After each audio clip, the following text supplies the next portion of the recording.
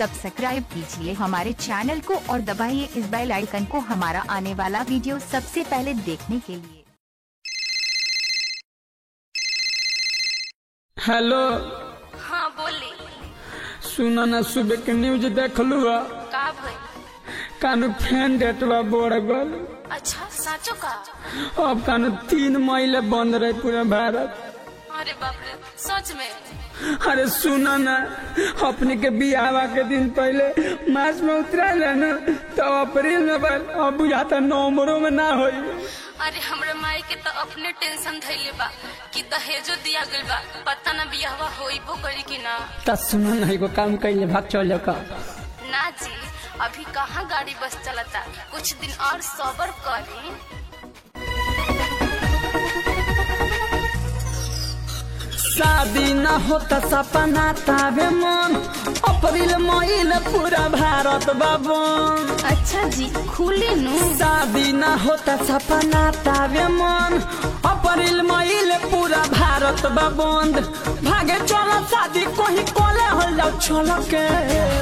ई ना होई हम हाथ मलता नी तो सुता मल के। अरे कथे से मलता रू, साबुन से कि सैनिटाइजर से? रुकल बा बियाह है कोरोना पे चलते। हम हाथ मलता नी तो सुता मल के। अरे ढेर मत मोले हन तो खिया जाई।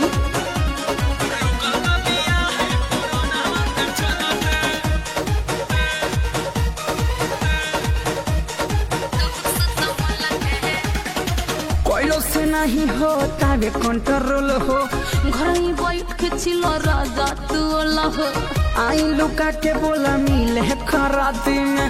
ना ये दादा सब खुल जाई पोल हो, काहे माटी कोड़ले बनी? तू ने खुकोड़त का?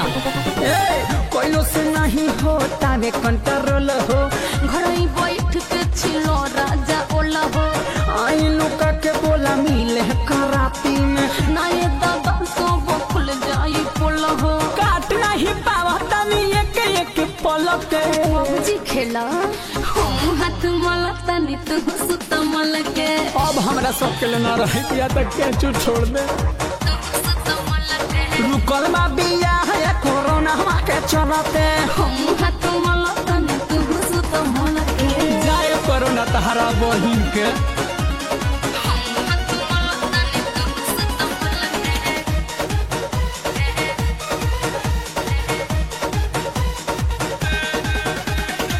बात कोयला से खाली पेट नहीं भरता, संगे सुते के मन हमरो त करता।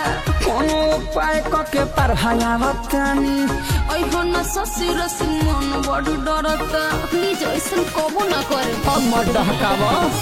बात कोयला से खाली पेट नहीं भरता, संगे सुते के मन हमरो त करता। कोनो उपाय के पढ़ायावतानी। अइहो न ससुर से मन बड़ डरता। देह दुबारा तारो ही के तना संभल के। दूध पीही ना, हम हाथ मलता नी तू सुता मल के। अब केतना पी पियतिए तो पेट झरता।